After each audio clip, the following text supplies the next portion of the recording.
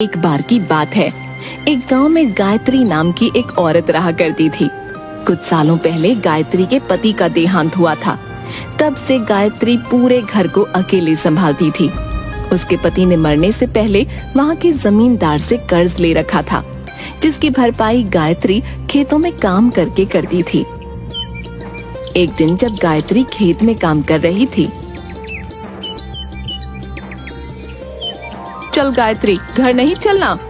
दीदी बस थोड़ा सा रह गया है, आप जानती हो जमींदार के आदमी बाद में जांच करते हैं। मैं नहीं चाहती वो किसी भी चीज को लेकर बाद में कुछ बोलें। ठीक है, जैसी तेरी मर्जी। इसके बाद रेशमा वहाँ से चली गई।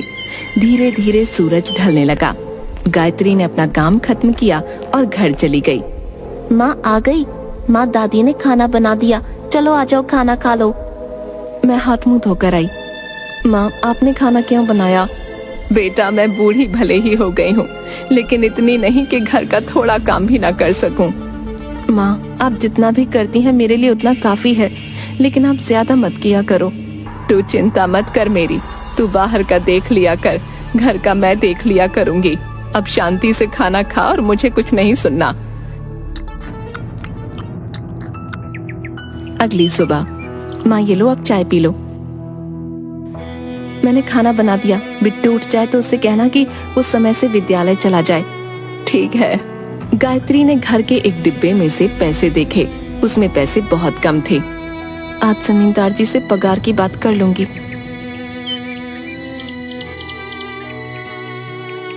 गायत्री, खाना खाने आ जा, भला कब तक काम करेगी? दीदी थोड़ी देर और कर लेती हूँ, फिर आती हूँ। इसके बाद गायत्री खाना खाने लगी। तभी उसने देखा कि जमींदार जी वहाँ काम देखने आए। वो तुरंत जमींदार जी के पास गई। प्रणाम जमींदार जी। प्रणाम। जमींदार जी, वो घर में पैसे खत्म हो गए थे। मेरे घर में केवल मैं ही एक कमाई का जरिया हूँ। आपकी बहुत कृपा होगी अगर आप कुछ पैसे दे देते। ऐसा करो, शाम को घर आना, वहीं बात करेंगे। ठीक है जमींदार साहब। इसके बाद गायत्री दोबारा अपने काम पर लग गई। शाम को गायत्री जमींदार के घर पहुंची। प्रणाम जमींदार जी। प्रणाम। जमींदार जी, वो घर में पैसे खत्म हो गए थे। मैं घर में केवल एक ही कमाई का जरिया हूँ। आपकी बहुत कृपा होगी अगर आप कुछ पैसे दे देते। तुम्हें तो पता है, तुम्हारे पति ने मुझसे कर्ज लिया था, वो तो निकल पड़ा। अब अगर तुम्हें भी देता रहा तो मैं तो रास्ते पर आ जाऊंगा। तुम पहले सारा कर्ज दे दो, फिर ले लेना पैसे। जमींदार जी, ऐसा मत करिए। मैं आपके अलावा कहीं काम नहीं करती। अगर यहाँ से भी पैसा आना बंद हो जाएगा तो हम भला कहाँ जाएंगे? हमारी मदद करिए जमींदार जी। घर पर काम करोगी हमारे, बहुत पैसे दूंगा। कैसा काम जमींदार जी? वो तुम्हें सब समझा दूंगा। ये क्या कह रहे हो आप? कहाँ जा रही हो? गायत्री वहाँ से चुपचाप निकल गई। देखा, ये गरीब ऐसे ही होते हैं, बस पैसा पैसा पैसा चाहिए इन्हें। बड़ी अकड़ है ना इसके अंदर। एक काम करो, इसे रात तक काम कराओ, जितना हो सके उतना काम कराओ, तब जाके अकड़ टूटेगी इसकी। हे प्रभु, कृपा करो हम पर। घर पर अनाज भी खत्म होने वाला है। मैं ये सब कैसे करूंगी, समझ नहीं आता। कहाँ से पैसों का इंतजाम करूं? तंग आ चुकी हूँ मैं अपने इन हालातों से। अगर मैंने अपने जीवन में कभी भी कुछ ऐसा किया हो जिससे आपको खुशी मिली हो तो हमारी जिंदगी सुधार दो। इसके बाद गायत्री घर चली गई। रास्ते में चलते चलते बारिश होने लगी। अचानक गायत्री का पैर एक पत्थर पर पड़ा और गायत्री गिर पड़ी। पत्थर पर एक बिजली गिरी और वो पत्थर चमकने लगा। ये पत्थर चमक कैसे रहा है? ये क्या है? ऐसा करती हूँ, इसे घर ले जाती हूँ और माँ जी को दिखाती हूँ। गायत्री भीगते भीगते घर पहुंची। गायत्री, आज इतनी देर क्यों हो गई बेटा? सब ठीक तो है ना?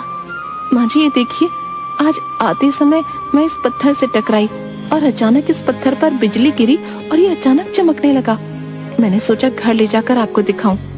ये तो बड़ा सुंदर पत्थर है। मुझे लगता है बेटा, इस पत्थर ने तेरे ऊपर आई बला टाल दी। बेटा ऐसा कर, मंदिर में रख दे। भगवान करे ऐसे ही घर की सारी बला टल जाए। अच्छा सुन, रेशमा आई थी, उसने सब्जी बनाकर हमें भी दी है। कह रही थी गायत्री को कहना रोटी बनाकर सब खा लें और सब्जी की तारीफ करना मत भूलना। बड़ी प्यारी लड़की है। गायत्री मन ही मन खुश हुई। मैं अभी रोटी बनाती हूँ माँ। तूने खाना खाया बेटा? मैं रोटी बना चुकी हूँ। माँ मुझे कुछ नहीं सुनना, तू जा और हाथ मुंह धोकर आ जा। इसके बाद सबने खाना खाया और गायत्री मंदिर में जाकर प्रार्थना करने लगी। हे प्रभु, कब तक इसी तरह चलता रहेगा? हम पर कृपा करो प्रभु, कृपा करो। बेटा तू चिंता क्यों करती है? देखना वो हमारी मदद जरूर करेंगे। अब जा तू सो जा जाकर। इसके बाद अगले दिन सुबह गायत्री फिर से काम पर चली गई। दीदी कल आपने सब्जी बहुत अच्छी बनाई थी।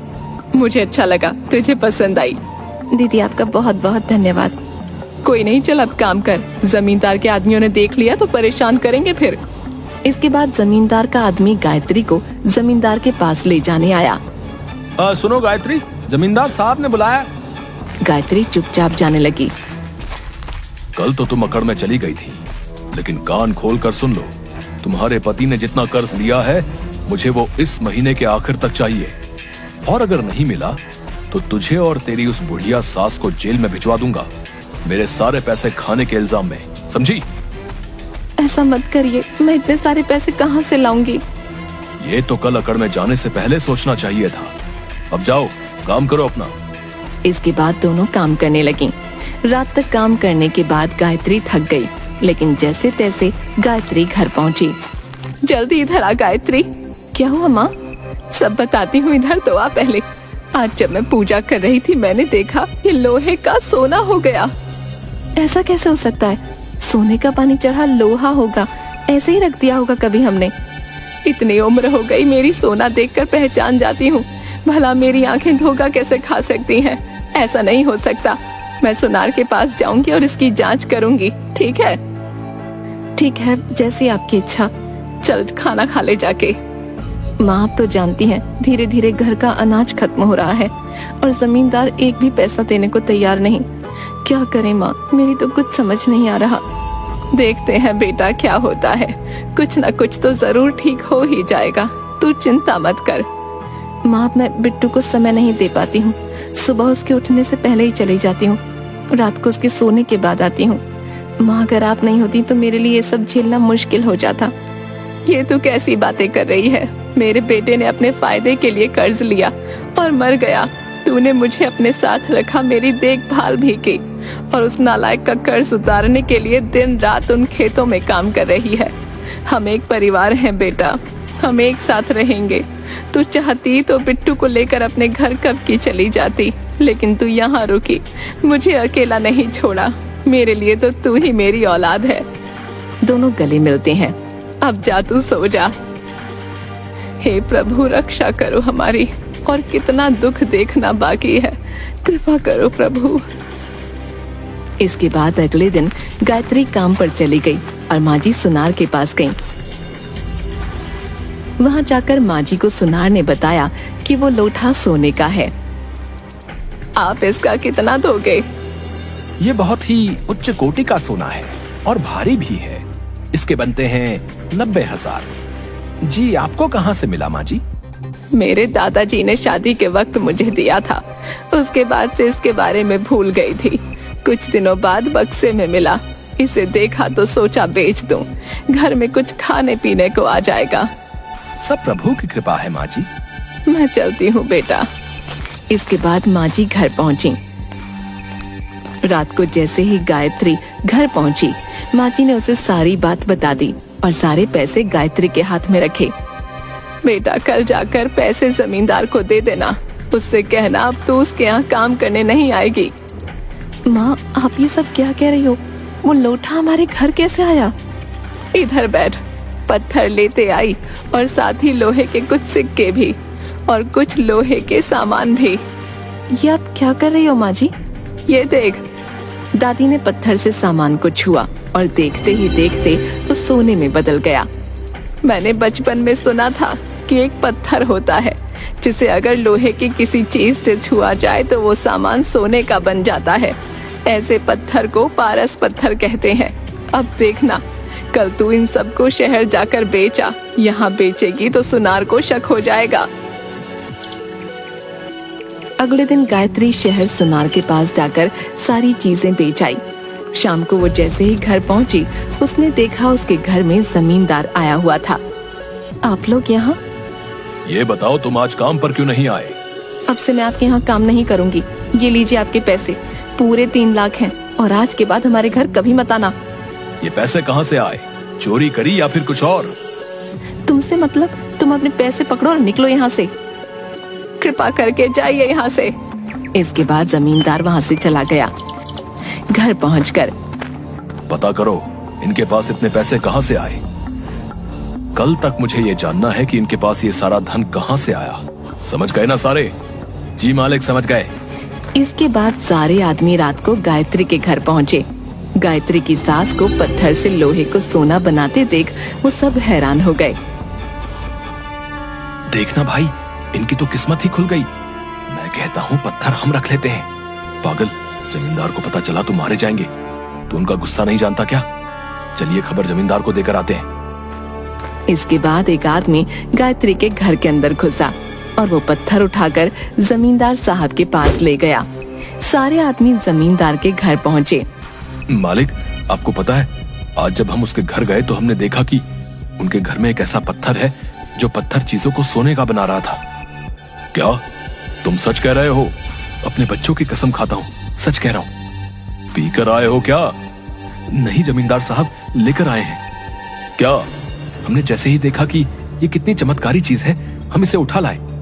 अब देखिए, ये आपके लिए हमारी तरफ से छोटी सी भेंट। चलो दिखाओ, ये कैसे काम करता है। रुकिए मालिक, मैं दिखाता हूँ। ये देखिए, इसे ऐसे लोहे के पास ले जाना है और लोहा सोने में बदल जाएगा। रुकिए मालिक, मैं दोबारा करता हूँ। लगता है मैंने सही से नहीं किया। अरे तो रहने दे, मैं करता हूँ। देखिए मालिक, इसे ऐसे पकड़ना है और ऐसे लोहे के पास ले जाना है और ये बन गया हमारा लोहा सोना। मुझे तो लगता है तुम दोनों के दोनों पागल हो गए हो। मालिक, हमारा भरोसा करिए, हम आपसे झूठ क्यों बोलेंगे। ऐसा करता हूँ, दोबारा से इसको उसकी जगह पर रख देता हूँ। कल हम रात को दोबारा जाएंगे और जब वो बुढ़िया सोना बनाएगी तो आप खुद ही देख लीजिएगा। देख लो, अगर मेरा कल का दिन बर्बाद हुआ तो तुम दोनों की खैर नहीं। इसके बाद दोनों के दोनों गायत्री के घर पहुंचे और उस पत्थर को मंदिर में रख दिया। इसके बाद वो दोनों वहाँ से वापस चले गए। जमींदार अगले दिन रात होने का इंतजार करने लगा। रात होते ही वो कुछ लोगों के साथ मिलकर गायत्री के घर गया। वहाँ उसने मंदिर में रखा अंधेरे में चमकता हुआ पत्थर देखा। मालिक, मैं आपके लिए वो पत्थर लेकर आता हूँ। जैसे ही उसने वो पत्थर छूने की कोशिश की, उस पत्थर से एक भूत बाहर निकला। ये केवल गायत्री के लिए है, समझा? इसके बाद पत्थर ने उन सबको पकड़कर बहुत मारा। घर पर शोर होने की वजह से सभी जाग गए। ये क्या हो रहा है? तुम कौन हो? मैं इस पत्थर का रक्षक हूँ। ये पत्थर किसी गलत के हाथों में न लगे, इसलिए मैं इस पत्थर की रक्षा करता हूँ। इसके बाद वहाँ अचानक पुलिस आ गई। आइए आइए साहब, ये देखिए, ये जमींदार हमें कैसे परेशान कर रहा है। रेड, सब चिंता मत करो, अब हम आ गए हैं। इस जमींदार को तो मैं बताऊंगा। लोगों की नाक में दम करके रखा है साले ने। हाँ इंस्पेक्टर साहब, हमें ले चलिए, वरना हम जिंदा नहीं बचेंगे। अरे तू तो वैसे भी नहीं बचेगा। चल, अब सबकी अकल थाने में खुलेगी, चल। इसके बाद पुलिस ने उन सभी लोगों को अपने साथ ले लिया। ये सब क्या था माँ जी? मैंने इस पत्थर को छुपा दिया था और इसकी जगह नकली पत्थर रख दिया था। मुझे पता नहीं क्यों लग रहा था कि कोई है जो इसे चुराना चाहता है, और देखो वैसा ही हुआ। और आज जब ये सब हमारे घर आए तो मैंने चुपके से पुलिस को फोन करके सब कुछ बता दिया था और उन्हें बुला लिया था, ताकि कोई बड़ा हंगामा होने पर हम बच जाएं। वाह माँ जी, आप तो बड़ी समझदार निकली। दोनों के दोनों हंसने लगे। इसके बाद गायत्री ने सारा कर्ज उतार दिया और अपनी छोटी सी भली जिंदगी जीने लगी। इसके बाद गायत्री और उसका परिवार खुशी से रहने लगा।